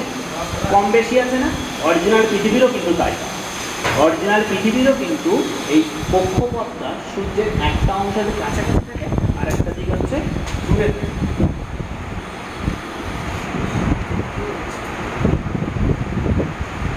এই যখন কাছাকাছি থাকে এটা একটা অবস্থান, এই অবস্থানটাকে বলা হচ্ছে অনুসূর। আর যেটা দূরে থাকে সেটা হচ্ছে অপসূর। যেটা সূর্য থেকে পৃথিবীর দূরত্ব যখন কাছে থাকে তখন তাকে বলা হয় অনুসূর অবস্থান, আর যখন দূরে থাকে তখন তাকে বলা হয় অপসূর অবস্থান। এটা মনে রাখার একটা বিষয় আছে, এক একজন এক এক রকমভাবে মনে রাখতে পারে। একটা মনে রাখলে আর একটা এমনি মনে থাকবে। অনুসূরটা আমি মনে রাখি, অনু মানে অনুবীক্ষণ যন্ত্র, আর অনুবীক্ষণ যন্ত্রে ছোট জিনিস দেখা হয়, তাহলে অনুসূর মানে ছোট, এটা একটা মনে রাখবেন। তাহলে এটা ছোট হলে অপসূরটা বড় হবে। এখানে দুটো তারিখ মনে রাখবেন, অবস্থানটা কবে হবে, তারিখটাও কিন্তু সেই ছোটটাই, 3রা জানুয়ারি, আর এটা হচ্ছে 4ঠা জুলাই। এই সূর্য থেকে পৃথিবীর দূরত্ব 4 জুলাই সব থেকে বেশি থাকে, আর 3রা জানুয়ারি সব থেকে কম থাকে। কত থাকে মাপটা দেখি আমরা। এটা হচ্ছে 14,70,00,000 কিমি, এটা হচ্ছে 15,20,00,000 কিলোমিটার। হলো? তাহলে এটা হচ্ছে অপসূর আর অনসূর অবস্থা।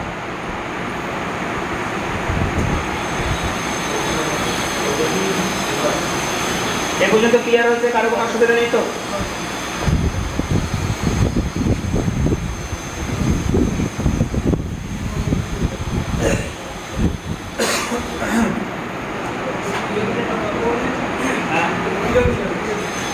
এটা 15,20,00,000 কিমি, 15,20,00,000 কিমি, আর ওটা 14,70,00,000 কিমি।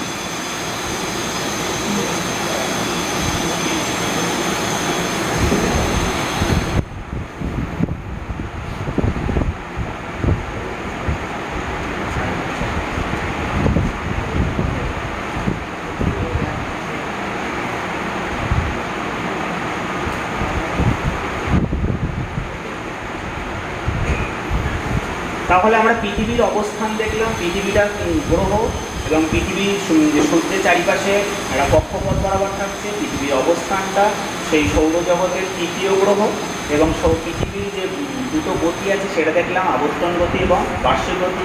আবর্তন গতির ফলে কী হয় এবং বার্ষিক গতির ফলে কী হয়, এবং ঋতু পরিবর্তনটা কীভাবে পরিবর্তনটা হচ্ছে সেটা এখান থেকে আমরা 4টে তারিখের কথা জানলাম। 21শে মার্চ, 23শে সেপ্টেম্বর, 21শে জুন আর 22শে ডিসেম্বর। এটা একটা কর্কট সংক্রান্তি, একটা মকর সংক্রান্তি বলা হয়, আর একটা হচ্ছে আর 2 তারিখে যেটা দিন রাত্রি সমান হয়, 21শে মার্চ আর 23শে সেপ্টেম্বর। এবারে আমরা শিখব স্থানীয় সময় আর প্রমাণ সময়। পৃথিবীর অবস্থান আমরা জেনে গিয়েছি কোন জায়গাটা, এবং পৃথিবীর সেই অবস্থানটা আর একটু অবস্থানটা নিয়ে আর একটু আমরা বলি। এই অক্ষরেখা দ্রাঘিমারেখা যেটা হয়নি সেটা একটু বলে নিই, আমরা স্থানীয় সময় প্রমাণ সময়টা বলি। একটা এই যে গোল পৃথিবী, আমরা কোন জায়গাটা অবস্থান করবো, এত বড় পৃথিবীর কোথায়? আমরা ধরো এই স্কুলটায় আছি, মডার্ন স্কুলে, ধরো আমাদের বাড়ি থেকে কোনো ফোন করেছে, আমরা কোথায় আছি একদম এক্সাক্ট লোকেশানটা দিতে হবে। তাহলে আমি ধরো এখানে কিছুই চিনি না, বা আমি ধরো একটা গভীর জঙ্গলে হারিয়ে গেলে আমাকে খুঁজে পাবে, তাহলে আমি কীভাবে তাকে বলবো, লোকেট করবো কীভাবে, বা আমাকে সে খুঁজে পাবে কীভাবে? তার জন্য এই সমগ্র পৃথিবীর উপরে যে অক্ষরেখা এবং দ্রাঘিমা রেখা কল্পনা করা হয়, তার ভিত্তিতে কোনো জায়গার অবস্থান নির্ণয় করা হয়। তাহলে পৃথিবী পৃষ্ঠের কোনো জায়গার অবস্থান নির্ণয় করা হয় কিসের সাহায্যে? অক্ষরেখা আর দ্রাঘিমা রেখার সাহায্যে। তাহলে শুধুমাত্র কি অক্ষরেখা দ্রাঘিমা রেখা তো আছে, কিন্তু আমরা কি নিজে নিজে করতে পারবো? কোনো একটা যন্ত্রের বা প্রযুক্তিকে কাজে লাগাতে হবে। সেই প্রযুক্তিটা হচ্ছে জিপিএস। জিপিএসের সাহায্যে কোনো একটা জায়গার অবস্থান নির্ণয় করি। তাহলে জিপিএসের পুরো নাম কি? Global positioning system. এই যে জিপিএস ব্যবস্থাটা কারা করেছিল এবং কীভাবে এসেছিল? এই জিপিএস ব্যবস্থাটা প্রথমে আমেরিকা যে দেশ আছে, তারা তাদের প্রশাসনিক কার্য পরিচালনার জন্য বা তাদের সিকিউরিটি দেশটাকে প্রোটেক্ট করার জন্য কিছু এরকম মহাকাশে স্যাটেলাইট পাঠিয়ে। কটা স্যাটেলাইট বলো তো? 24খানা স্যাটেলাইট। 24খানা স্যাটেলাইট তারা পাঠিয়ে। সেই পাঠানোর ফলে এই 24টা স্যাটেলাইট এই সমগ্র পৃথিবীটাকে 6টা অ্যাক্সিস বরাবর এরকম করে পুরো ঘিরে আছে। এটা সামনে না, পুরো পিছনটাই, পুরো অংশটাই ঘিরে আছে। প্রতিটা এরকম 6টা লাইন, প্রতিটা লাইনে 4টে করে স্যাটেলাইট আছে। তাহলে 4 6 24টা।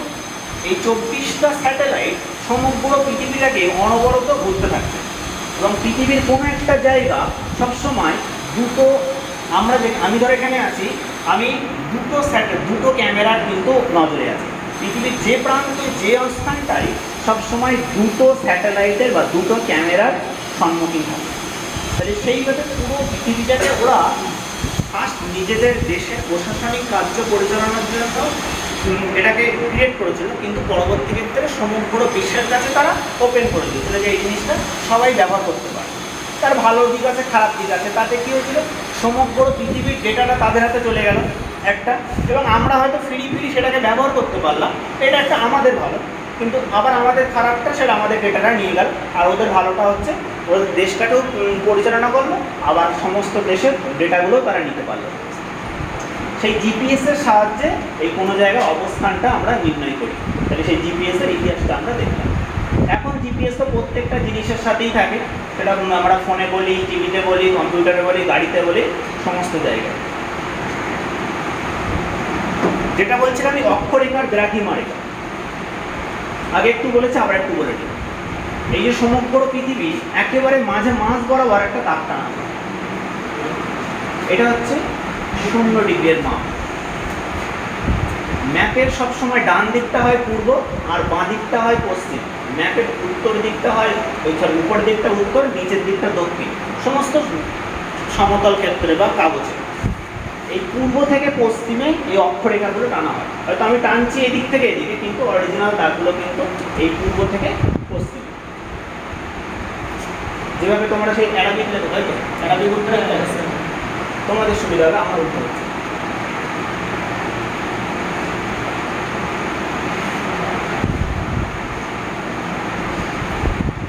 এই পুরো পৃথিবীটার উপরে আমি যে কটা দাগ টানলাম, আমি 7টা দাগ টেনেছি, 5টা দাগ টেনেছি আর 2টো বিন্দু দিয়েছি। এই 7টা হচ্ছে প্রধান অক্ষরেখা। সমগ্র পৃথিবীটার উপরে এই 7টা প্রধান অক্ষরেখা। কিন্তু অরিজিনাল কি 7টা অক্ষরেখা? না, এই যে সমগ্র পৃথিবীটারই একেবারে পুরো গায়ে গায়ে বরাবর পুরো দাগ টানা আছে। কিন্তু অত দাগ টানলে তো আমরা বুঝতে পারবো না। এরকম মোট 179খানা দাগ টানা আছে, তার মধ্যে 7টা হচ্ছে প্রধান অক্ষরেখা। এই অক্ষরেখাগুলো কীভাবে টানা থাকে? একেবারে মিডিল বরাবর 0, তারপরে উপরের দিকে এরকম 1 2 3 4 করে করে একেবারে এই বরাবর আসলে 90 হয়। আবার নিচের দিকেও 1 2 3 4 করে করে এই বরাবর আসলে 90। তাহলে উপরের দিকে 90টা টানলাম, নিচের দিকে 90টা টানলাম। তাহলে এখান থেকে প্রশ্ন আসতে পারে, তাহলে উপরের দিকে তো 90, তার নিচের দিকে 90, মানে 90 প্লাস 90 কটা হয়? 180টা। কিন্তু আমি বলছি 179টা। কেন বলো তো? এই যে যখন 0 থেকে 1 2 3 4 করে ধরেছি, 0তে ধরেছিল, আবার 0 থেকে যখন নিচের দিকে আসছি, তাহলে 0কে আবার ধরলাম না, একই রেখাকে আমার ডবল গোনা হয়ে গেল, ওই জন্য 180 থেকে 1 বাদ যাচ্ছে, 179। 179 হচ্ছে মোট অক্ষরেখা। এই কনসেপ্টটা আর একটাভাবে আসে, যদি মোট অক্ষরেখা বলা হয়। আমি বলছি রেখা, এই যেটা বললাম এটা কি রেখা? এটা হচ্ছে বিন্দু। আর আমাদের এমনি একে চন্দ্রে কি 0 গোনা হয়? কিন্তু এখানে 0 আসছে। তাহলে এইদিকে ধরো আমি হচ্ছে 90 বলেছি, আর তাই ধরো সরি এদিকে 1 2 3 4 করে 90 হলো, আবার এই 0টা বাদ দিয়ে এদিকে হচ্ছে 90। তাহলে হচ্ছে মোট কটা বলো তো? ছাড়া আমি তার একটা বলে নেই, এদিকে 90টা এদিকে 90টা, আবার এই 0টাও যদি ধরি তাহলে 90 90 180 আর এই 181 হয়, তাই না? কিন্তু এখান থেকে দুটো আমি বাদ দেব। ঠিক আছে বলো তুমি, এই যে 90 ডিগ্রির বিন্দু আর এই 90 ডিগ্রির বিন্দু, আমি বলছি রেখা, তাহলে এটা তো রেখা না, ওই জন্য 2 বাদ যাচ্ছে, তাহলে সেও 179টা যাচ্ছে। তাহলে দুই দিক থেকে আমরা বলতে পারি মোট অক্ষরেখা হচ্ছে 179। এবারে মান আছে 1 2 3 4 করে আমরা যেটা বললাম, মানটা সব থেকে বেশি মাপ কোথায় গেলাম? 90 বরাবর, আর সব থেকে কম 0। তাহলে সর্বোচ্চ অক্ষরেখা হচ্ছে 90 ডিগ্রি আর সর্বনিম্ন হচ্ছে 0 ডিগ্রি।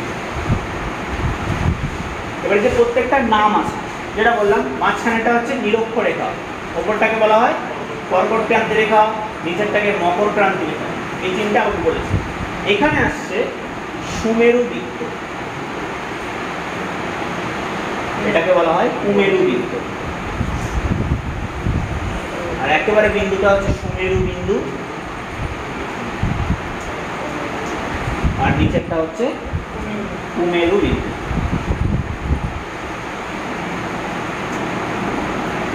হলো মোট অক্ষরেখা। এইবারে এই যে 0 হয়েছে, এখানে 1 দিয়েছিলাম, 1 2 3 4 করে করে, এর একটা গ্যাপ ব্যবধান আছে না? গ্যাপ আছে তো। এই প্রতিটা অক্ষরেখার মাঝের গ্যাপ হচ্ছে 111 কিলোমিটার। 111 কিলোমিটার প্রতিটি অক্ষরেখার মাঝখানে গ্যাপের ব্যবধান হচ্ছে 111 কিলোমিটার। স্যার এই যে অবস্থানের যে গ্যাপটা মানে এটা কি আমি মানে সার্ভিসটাকে যদি মাপি সেই অনুযায়ী নাকি মানে এয়ারে ওটাকে ওটা কিভাবে না ওটা তো ইয়ারে তো করা হয় না, ওটা তো ইমাজিনারি লাইন, হচ্ছে কল্পনা করা হয় পুরো গোলাকার পৃথিবী। এটাকে সমতল পৃষ্ঠ না ধরে যদি এটা গোলক আমরা বলি তো, গোলক একটা গোলক, সেই গোলকটার উপরে আমি দাগ দেবো। একটা গোলক নিয়েছি, সেই গোলকটার এদিকে একটা দাগ দিলাম, এই বরাবর একটা দাগ দিলাম, সেইভাবে তা এই যে একটা দাগের সাথে আর একটা দাগ কত কত দাগ বরাবর না 111 কিলোমিটার বাদে আর একটা দাগ আমরা মনে মনে ভাববো, অরিজিনাল পৃথিবীতে নয়। এবার সেইটাকে আমরা যখন মেজার করে আমরা ম্যাপে আঁকবো, কিছু কিছু ম্যাপ হয় নট টু স্কেল বা নট মেজার করা থাকে না, এমনি এঁকে দেয়। আবার কিছু কিছু ম্যাপ পুরো মেজার করা থাকে। তাহলে এই যখন এই 111 কিলোমিটার যেভাবে আমাদের সময় এই বাড়িতে সেই জরিপ পাচ্ছে হয় জমি মাপে, তখন তো ওই মৌজা ম্যাপগুলো খুব ছোটো হয় না, তার স্কেলটাকে বড় করে ধরে না, ওটা 1 ইঞ্চিতে 16 মাইল দেখানো হয় ওই ওখানে। তাহলে সেই জিনিসটাকে আবার কনভার্ট করে আমাদের সারফেসে দেখানো হয়, তখন ওই 1 ইঞ্চিকে 16 মাইল ধরে সেটাকে সেন্টিমিটার বা কিলোমিটারে সেটা অনেক বড় করে ধরা হয়। আর এটা বড় ছিল সেটাকে ছোট করে আমরা ম্যাপে প্রকাশ করি।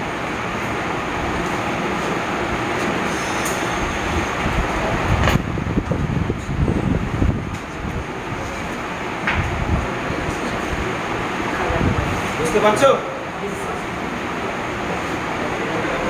তাহলে অক্ষরেখা আমাদের জানলাম, প্রতিটা অক্ষরেখার মাঝের ব্যবধান হচ্ছে 111 কিলোমিটার। এবার প্রশ্ন হচ্ছে, এই যে অক্ষরেখা এখানে একটা আছে, এই বরাবর আছে, এই অক্ষরেখা থেকে এই অক্ষরেখা বরাবর যদি যাওয়া হয় কিছু পরিবর্তন হয়। একটা অক্ষরেখা থেকে আর একটা অক্ষরেখায় গেলে একটা পরিবর্তন, এখানে দ্রাঘিমারেখাতেও আমরা বলবো। একটা অক্ষরেখা থেকে আর একটা অক্ষরেখা গেলে পরিবর্তন হয় সময়ের পরিবর্তন হয় সময়। এটা তুমি মনে রাখি কেন হচ্ছে আমি একটু পরে বলছি। যখন স্থানীয় সময় প্রমাণ সময় বলবো তখনই এটা বলে দেবো যে কীভাবে সময় পরিবর্তন হচ্ছে। এবার আমরা দ্রাঘিমারেখা দেব, ঠিক একই রকমভাবে আমাদের গোলাকার পৃথিবী, সেই গোলাকার পৃথিবীর উপরে এটা যেমন পূর্ব থেকে পশ্চিম বলেছিলাম, এবার হচ্ছে উত্তর থেকে দক্ষিণ। এই উত্তর থেকে দক্ষিণ বরাবর একটা দাগ কল্পনা করা, এখানেও ঠিক মিডিল বরাবর একটা দাগ থাকে, এরও মান কিন্তু 0 ডিগ্রি। এইটার নাম হচ্ছে মূল মধ্যরেখা। মূল মধ্যরেখা এখান থেকে দ্রাঘিমারেখা শুরু হয়। এইবার এই দ্রাঘিমারেখাগুলো আমি এইভাবে টানছি।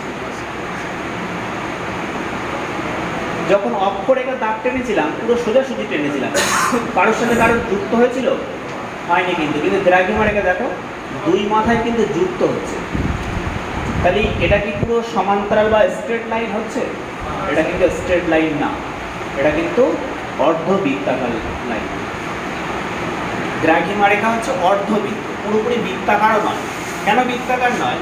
যদি আমি এই যে বক্সটা আছে, এই বক্সটাকে যদি এইভাবে দাগ দিই বা দড়ি দিয়ে যদি বাঁধার চেষ্টা করি, তাহলে আমি পুরোপুরি গোল ঘোরাতে পারছি, তাই পুরো দাগটা দিতে পারলাম। কিন্তু এটাকে আমি তুলবো না, এই দাগটাকে আমি এটা আছে, এটাকে আমি দাগটা এইভাবে নিয়ে এই বরাবর এসে আমি আর যেতে পারছি না, তোমাকে আমাকে আবার ব্যাক করতে হচ্ছে ভিডিও উপরে, আবার এইভাবে ব্যাক করা। এইভাবে আমাদের কিন্তু পুরো পৃথিবীটার উপরে এই দাগগুলোকে কল্পনা করা হয়। এটা কিন্তু অর্ধবৃত্তাকার রেখা। আর অক্ষরেখা হচ্ছে সমান্তরাল, যেভাবে ট্রেন লাইন থাকে, একটা দাগের সাথে আর একটা দাগ স্ট্রেট হয়, কখনো কারোর সাথে যুক্ত হয় না। তাহলে এখানে যেমন মাপ দেখলাম 0 থেকে শুরু হয়েছে। এবার মোট কত হয়? মোট এরকম দাগ কটা থাকে? মোট দাগ থাকে 360টা। মোট দ্রাঘিমারেখা হচ্ছে 360টি। এখানেও কিন্তু নাম্বারিং আছে, তাহলে 0 থেকে আমি 1 2 3 করে আসে যদি আমি দেখি 180 পর্যন্ত আসে। আর এদিকেও আমি 1 2 3 4 করে আমি 180 পর্যন্ত। তাহলে এখানে 180 আর 180 মোট কটা হচ্ছে 360। এটা কিন্তু 360টাই হবে, এখানে আর বাদ যাবে।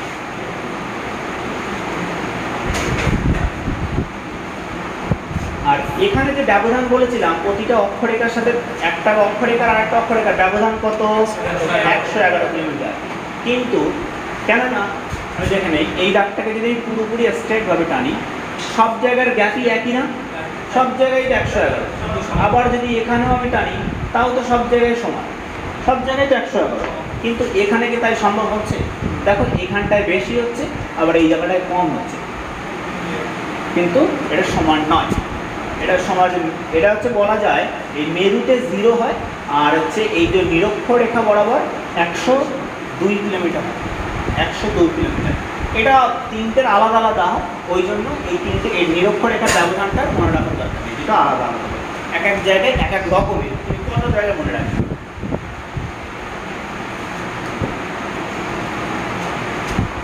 এখানে যেটা বলছিলাম, এই একটা অক্ষরেখা, আর যখনই আমি এই অক্ষরেখায় আসবো কি পরিবর্তন হবে? সময়ের পরিবর্তন হবে। এবারে যদি আমি এই দ্রাঘিমা রেখা বরাবর আছে, আমি এখানে দাঁড়িয়ে আছি, এখান থেকে ধরো আমি এই জায়গাটায় গেলাম, তখন কি পরিবর্তন হবে? জলবায়ু পরিবর্তন হবে। দ্রাঘিমা রেখা বরাবর গেলে জলবায়ু পরিবর্তন হয়। কেননা একটু আগে আমরা শিখেছিলাম, যখন এই যে পৃথিবী থাকে এবং এই যে পৃথিবীর চারিপাশে যখন সূর্যটা থাকে, সেই সূর্যের কিরণটা যখন এই মিডিল বরাবর থাকে, তখন কী হয়? বেশি গরম পড়ে। আর এই যে সূর্যের আলোটা যখন পৃথিবীর মাঝামাঝি থাকে, তখন পুরোপুরি ডাইরেক্ট একদম লম্বভাবে সোজাসুজি কিরণ দেয়। আর যত ধারের দিকে যায় কি বলতো, এরকম তির্যকভাবে কিরণ দেয়। যদি তির্যকভাবে কিরণ দেয়, তখন কি উত্তাপ বেশি হবে? গরম হবে? হবে না, ঠান্ডা হবে। ওই জন্যই কিন্তু মেরুতে ঠান্ডা বা শীতল। তাহলে যেটা বলছিলাম, যে লোকটা এখানে ছিল বা মিডিলেও ধরতে পারি, মাঝখানে ছিল, প্রচণ্ড গরম লাগছিল, সেই লোকটাই আবার এই বরাবর চলে গিয়েছে বা এখানে আসতে পারে। তার কি পরিবর্তন হচ্ছে? জলবায়ু পরিবর্তন হচ্ছে। কেননা মিডিলে তো বিশাল গরম ছিল, আস্তে আস্তে যত যাবো তত ক্রান্তীয় অঞ্চল, নাতিশীতোষ্ণ অঞ্চল, আস্তে আস্তে সেই হিমমণ্ডল চলে যাচ্ছে। তাহলে জলবায়ু পরিবর্তন হচ্ছে।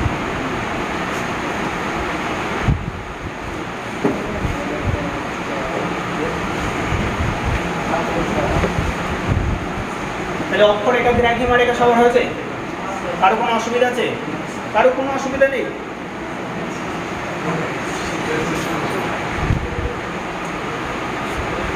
এবার আমরা জানবো স্থানীয় সময় আর প্রমাণ।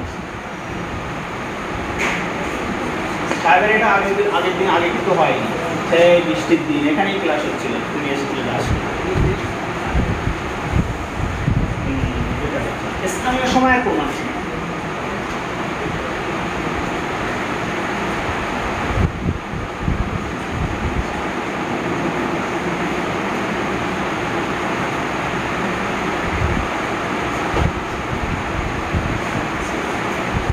এই স্থানীয় সময় নির্ণয় করা হয় সূর্যের অবস্থান দেখে। সূর্যের অবস্থান দেখে যে কোনো জায়গার স্থানীয় সময় নির্ণয় করা হয়। প্রমাণ সময় কি হয়? সেটাও সূর্যের অবস্থান দেখে নয়, সেটা কোনো একটা জায়গার পার্টিকুলার একটা জায়গার স্থানীয় সময় নির্ণয় করে। সেটা আমরা দেখি, ধরো কোনো একটা এরকম একটা স্থান, এটা একটা দাগ টানলাম এই বরাবর, এই দাগগুলোকে কী বলে?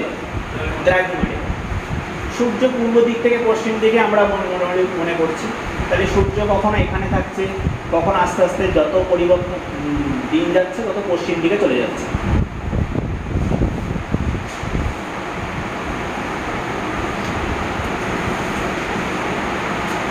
যখন সূর্য এই দাগ বরাবর ছিল, সূর্য যখন সোজাসুজি থাকে তখন কি হয়? তখন তাকে কি আমরা তখন মানে কোন সময়টা বলি? দিনের দুপুর 12টা বাজে, তাই তো? মধ্যাহ্ন বলি। তাহলে সূর্য যখন এই দ্রাঘিমা রেখার উপরে অবস্থান করছে তখন দুপুর 12টা। তাহলে যখন সূর্য এখানে আছে, সূর্য তো একটাই, যখন এখানে থাকবে আর কারো কোথাও থাকবে না। তাহলে যখন এখানে 12টা হবে তখন তো 12টা এখানে হয়নি, তো এখানে হয়নি। আবার যখন তাহলে এখানে 12টার এখনও তো হয়নি, মানে কম বাজে, তাই তো? আবার যখন এখানে থাকছে তখন এর 12টা অনেক আগে চলে গিয়েছে, পরিবর্তন হয়ে আবার 1টা 2টো বেজে গিয়েছে। এখানে যখন 12টা বাজে, এখানে ধরো 1টা বাজছে, তাই তো? আবার যখন এখানে 12টা বাজছে তখন এর 2টো বাজছে, এর 1টা বাজছে, তাই তো? এরকমই তো হয়। তাহলে এক একটা জায়গায় এই পুরো একটা পৃথিবী মনে করতে পারি, যে কোনো জায়গার আমি মনে করতে পারি, পৃথিবীর পৃষ্ঠের কোনো একটা নির্দিষ্ট স্থানে সূর্যের অবস্থান দেখে যখন সময় নির্ণয় করি তখন সেই সময়টাকে বলা হয় স্থানীয় সময়, যেটা আগেকার দিনে মানুষ তাই করতো, সূর্য দেখেই তো সময় নির্ণয় করতো। এবারে দেখো সব জায়গার স্থানীয় সময় হয়ে গেছে। তাহলে এখানে যখন 12টা বাজছে তখন এখানে তখন এখনো 12টা অনেক বাজিয়ে নিল, ধরো হচ্ছে অনেক মানুষের ভোরবেলা হতে পারে। আমি যদি বলি এবার এই স্থানীয় সময়টাকে আমি নিলাম যে এখানে 12টা বাজে, মানে সবাইকে 12টা বলতে হবে। বা এখানে যখন 12টা তখন বাজেই নি, সকাল ধর 7টা বাজে, কোনো একটা পরীক্ষা হবে 12টার সময়, তা এর 12টা বেজে গিয়েছে মানে 12টা টাইম হয়েছে বলে পরীক্ষা দিতে গিয়েছে। এখানে তো 12টা এখনো হয়নি, তাহলে পরীক্ষা দিতে যাবে? সে তো যাবে না। এই যখন গিয়েছে তখন ধরো পরীক্ষা শেষ, তাহলে সমস্যা হবে। তাহলে যে কোনো দেশে এই স্থানীয় সময় ধরে কোনো অফিসিয়াল কাজ হয় না। স্থানীয় সময়টা শুধুমাত্র পার্টিকুলার স্থানীয় কাজ পরিচালনার জন্যই হতে পারে। স্থানীয় মানে কোনো একটা দেশের প্রশাসনিক কাজ হচ্ছে প্রমাণ সময় ধরে হয়, স্ট্যান্ডার্ড টাইম। প্রমাণ সময় বা স্ট্যান্ডার্ড টাইম ধরে কী সেই প্রমাণ সময়টা? এবার আমি স্থানীয় সূর্য দেখেই তো সময় আমি নির্ণয় করব, এর বাইরে তো যেতে পারবো না। আমি এমন একটা নেব যেন কোনো সমস্যা না হয়, বা সমস্যা হলেও বেশি যেন না হয়, কম বেশি হোক, 19-20 হোক। তাহলে আমি যদি সবটাকে বদলে না নিয়ে যদি এই মিডিল এই 12টাকে যদি বলি যে কোনো একটা দেশের মাঝ বরাবর একটা দাগ গিয়েছে, সেই দাগের স্থানীয় সময় যখন 12টা বাজে আমাদের সবাইকে 12টা বলতে হবে। তাহলে এদিক থেকে লোকেরা কিছু স্যাক্রিফাইস করলো, এদিকের লোকেরা কিছুটা স্যাক্রিফাইস করলো, একেবারে তো অনেক বেশি তো হচ্ছে না। তাহলে এইভাবেই কিন্তু কোনো একটা দেশের প্রমাণ সময় নির্ণয় করা হয়। সেইভাবে আমাদের ভারতবর্ষেরও কিন্তু প্রমাণ সময় নির্ণয় করা হয় একটা। ভারতের প্রমাণ সময় হচ্ছে একটা সময় দিয়ে আমাদের ভারতবর্ষের সব জায়গায় একই টাইম তো, আমাদের এখানেও যা সেই গুজরাটেও অরুণাচল প্রদেশেও তাই, কিন্তু সব দেশে কিন্তু একটা নয়। যে দেশগুলোর এরকম পূর্ব পশ্চিমে বিস্তৃত হয়, তখন মাঝ বরাবর যখন এই 12টা বলবো, এখানে 12টা হয়তো মাঝামাঝি, কিন্তু এসে অনেক আগেই তো 12টা পার করে চলে গেছে, ধরো সন্ধে হয়ে গেছে, তখন 12টা বলতে হচ্ছে। আবার এই এখনো বাজি সেই ভোর রাত ধরো 3টের সময়, তখন 12টা বলতে অনেক সমস্যা হবে না? সমস্যা হবেই তো। তার জন্য কি হয়, যে দেশগুলো এরকম পূর্ব পশ্চিমে বিস্তৃত, যেমন রাশিয়া সব থেকে বড় এরকম পূর্ব পশ্চিমে বিস্তৃত দেশ, সেই দেশগুলোর কয়েকটা অঞ্চল আছে। এই অঞ্চল ধরে একটা সময়, এই অঞ্চলের একটা সময়, এই অঞ্চলের একটা সময়, এইভাবে কিন্তু ভাগ করা থাকে। ওই রাশিয়ার 12 রকমের টাইম আছে, 12টা প্রমাণ সময় রাশিয়া, আর ভারতবর্ষের একটা। কেন হলো এটা বললাম, যে দেশগুলো পূর্ব পশ্চিমে বিস্তৃত, সেই দেশগুলো কিন্তু এইভাবে এরকম লম্বাটা হলে উত্তর পশ্চিম, তাহলে কিন্তু সমস্যা হবে। এই পূর্ব পশ্চিমে বিস্তৃত হলেই কিন্তু সমস্যাটা হবে।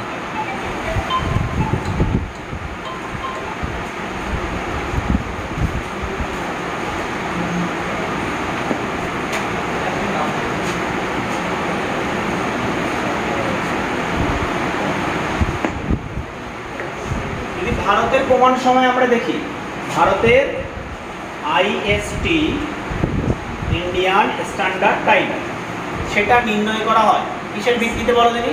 আমাদের সেই উত্তরপ্রদেশের এলাহাবাদ শহর আছে, এই এলাহাবাদ শহরের উপর দিয়ে একটা দাগ গিয়েছে, সেই দাগটাকে ভিত্তি করেই আমাদের ভারতের প্রমাণ সময় নির্ণয় করা হয়।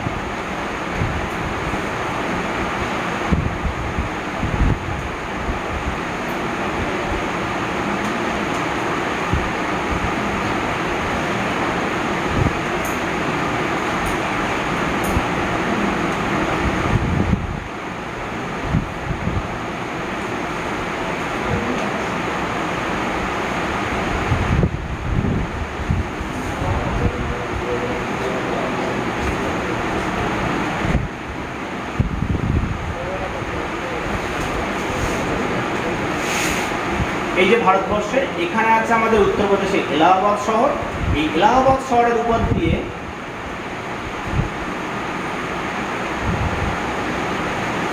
একটা দাগ গিয়েছে, দ্রাঘিমা রেখা। তাহলে শুধু কি একটা দাগ গিয়েছে? ভারতবর্ষের সব পুরো উপর দিয়ে সব অনেক দাগ গিয়েছে তো। তাই সেই দাগের মধ্যে এইটা ধরো আমাদের মাঝামাঝি অবস্থান এলাহাবাদ শহরটা, তার মাপ হচ্ছে 82 ডিগ্রি 30 মিনিট পূর্ব। এই ভারতবর্ষে এই 82 ডিগ্রি 30 মিনিট পূর্ব এই দ্রাঘিমা রেখার উপরে যখন সূর্যরশ্মি থাকে, তার যে স্থানীয় সময় সেই ধরে পুরো ভারতবর্ষের সমস্ত জায়গার সময় নির্ণয় করে। এটাই হচ্ছে ভারতের প্রমাণ দ্রাঘিমা রেখা। ভারতের প্রমাণ দ্রাঘিমা রেখার মান হচ্ছে 82 ডিগ্রি 30 মিনিট পূর্ব। হ্যাঁ, পার্থক্য থাকে। এই যে তাহলে সূর্য যদি আমরা এমনি দেখি, তাহলে পূর্ব দিক থেকে শুরু হয়েছে, তাই তো? তাহলে এই একেবারে পূর্ব সীমায় আমাদের দেশ রাজ্য আছে অরুণাচল প্রদেশ। অরুণাচল প্রদেশ এর মাপ হচ্ছে 97°25' পূর্ব। আর একেবারে পশ্চিম দিকে মাপ আছে গুজরাটে, এটার মাপ হচ্ছে 68°30'। 68°30'।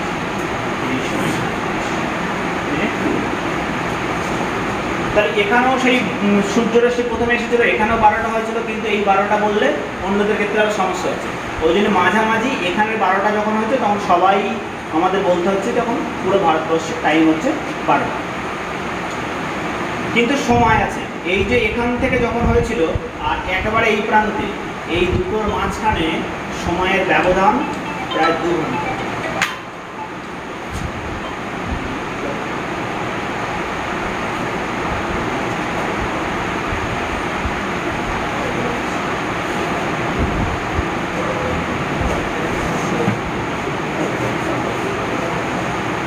এই সময়ের পার্থক্য হচ্ছে প্রায় 2 ঘন্টা। হ্যাঁ, হিমাচল না, একেবারে এই পাশে অরুণাচল প্রদেশ আর একেবারে এই হচ্ছে গুজরাট। দুটো জায়গা আছে, আমরা যখন ইন্ডিয়া পড়বো তখন বলবো একেবারে অরুণাচল প্রদেশে একেবারে শেষ প্রান্তের একটা বিন্দু আছে, জানো কি নাম? কিবিথু। আর এই যে গুজরাটের একটা জায়গা আছে গুহারমুখী। গুহারমুখী এই দুটো ভারতবর্ষের সব থেকে পূর্বতম স্থান এবং পশ্চিমতম স্থান। এই দুটোর মধ্যে সময়ের পার্থক্য হচ্ছে গুজরাটের, হ্যাঁ, এই পুরো ভারতবর্ষের এই প্রান্ত থেকে এই প্রান্তের সময়ের পার্থক্য 2 ঘন্টা হয়ে যাচ্ছে, মানে কম বেশি হচ্ছে, তাও স্যাক্রিফাইস করে নেওয়া হচ্ছে। এই 2 ঘন্টার সময় কেন হয় তার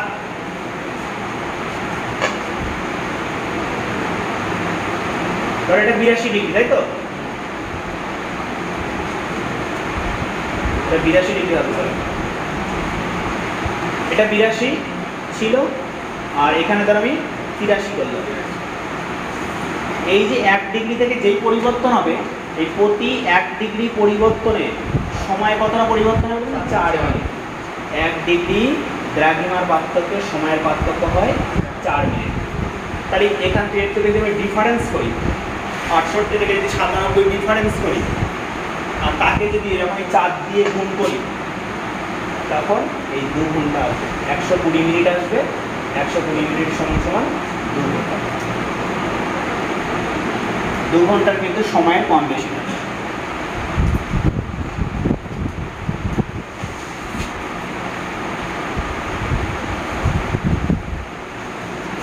তাহলে এইগুলো হচ্ছে স্থানীয় সময় আর প্রমাণ সময় আমরা দেখলাম।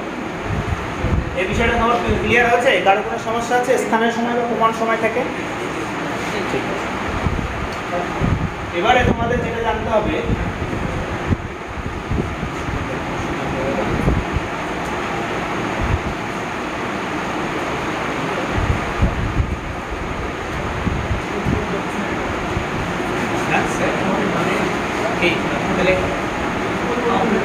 ঋতু পরিবর্তনটা আবার বলে দেবো। যে ঋতু পরিবর্তনটা হলো সেটা আবার বলবো, তাই ও মানে কীভাবে পরিবর্তন হচ্ছে যেটা বলছিলাম। দ্রাঘিমার একটা পরিবর্তনে কী করে ঋতু পরিবর্তন না একেবারে যে বার্ষিক গতির ফলাফলে ঋতু পরিবর্তন করেছিলাম সেইটা বলবো। যখন আমাদের মিডিলে সূর্য ছিল আর এই চারপাশ বরাবর যে কক্ষপথ ছিল, সেই কক্ষপথ বরাবর যখন পৃথিবীটা কখনো এখানে থাকে, কখনো পৃথিবীটা এখানে থাকে, কখনো এখানে থাকে আর কখনো এখানে থাকছে, সূর্যের আলো তো সব দিকে পড়ছে। তাহলে সূর্যের আলো যেখানে পড়ছে সেই দিকটা কি হচ্ছে? দিন হচ্ছে, আর অন্য দিকটা কি হচ্ছে? রাত হচ্ছে। এবং এই প্রত্যেকটা পুরো পৃথিবীর মাঝ বরাবর কি হয়? একটা অক্ষপথ থাকে, কক্ষপথ অক্ষ থাকে। তাহলে যখন এই যে দাগটা পৃথিবীটা এই বরাবর অক্ষ আছে, তাহলে এই দিকটা পুরো দিন হচ্ছে আর এই দিকটা কি অন্ধকার, রাত হচ্ছে। এবং এই পুরো পৃথিবীটা অর্ধেক পোর্শন আলো অর্ধেক পোর্শন অন্ধকার থাকছে। এটা সমান সমান তো, এখানে ঋতু পরিবর্তন খুব একটা হচ্ছে। এদিকে ধরো হচ্ছে গরম, এদিকে ধরো শীতকাল।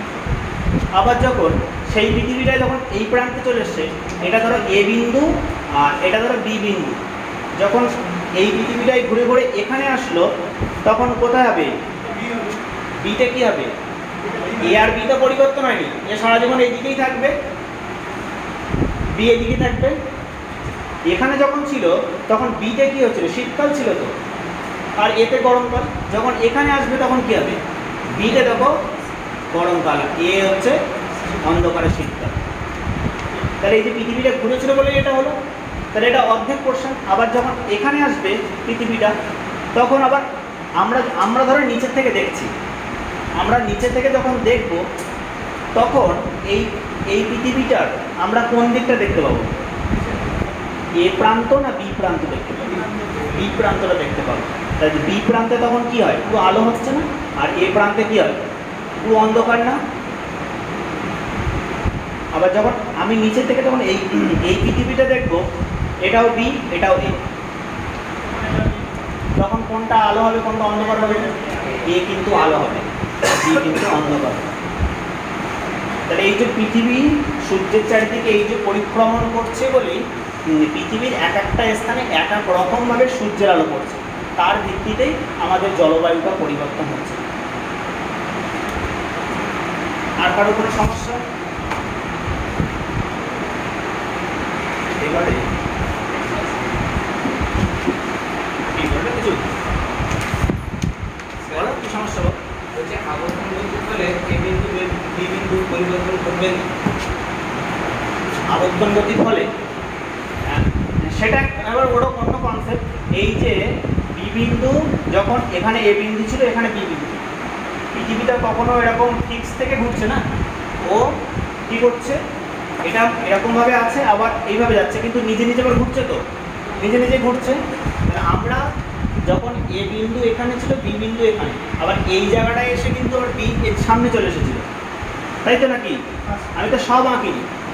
আবার এখানে এসে আবার এ সামনে আসছে, বি চলে আসছে, আবার এখানে এসে বি আসছে, সামনে আসছে, এইভাবে পরিবর্তন হচ্ছে। এইভাবে পরিবর্তন হতে হতেই তো এই জায়গাটা যখন এসেছে, বিটা সামনের দিকে চলে এসেছে, এটাই।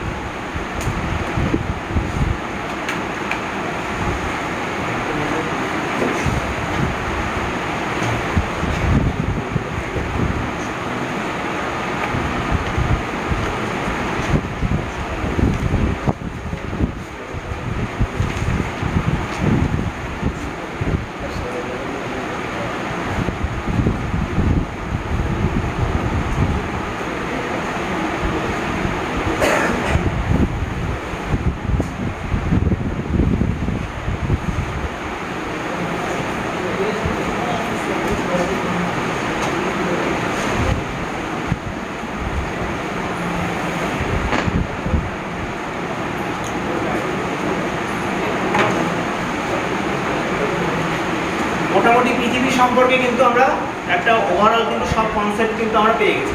এবার লাস্টে হ্যাঁ, এবার সামারি বলতে তোমাদের এইবারে পৃথিবীটা শেষ নেই, পৃথিবীর কোনো জিনিস শেষ নেই। আমরা ধরো যেটা শিখেছি শুধুমাত্র পৃথিবীর বাইরের দিক থেকে কি হচ্ছে সেইটা। এখন আমরা মাটিতে ছিলাম আর পৃথিবী ছিল উপরে, সেই দূরের থেকে পৃথিবীর সম্পর্কে শুধু আমরা জেনেছি। এবারে পৃথিবীতে যেতে হবে, গিয়ে দেখতে হবে পৃথিবীতে কি কি আছে। এইবারে পৃথিবীতে যদি আমরা যাই, তখন আমরা দেখতে পাবো সেই পৃথিবীর কোথায় কোথায় পর্বত অঞ্চল আছে, আর কোথায় মালভূমি অঞ্চল আছে, আর কোথায় সমভূমি অঞ্চল আছে, সেইগুলো। এবার এই যে ভূমিরূপ, এগুলোকে বলা হয় ভূমিরূপ। এই ভূমিরূপগুলো কীভাবে পরিবর্তন হয় সেই বিষয়গুলো আমাদের জানতে হবে। এইগুলো নতুন বিষয় কি শুরু করবো নাকি?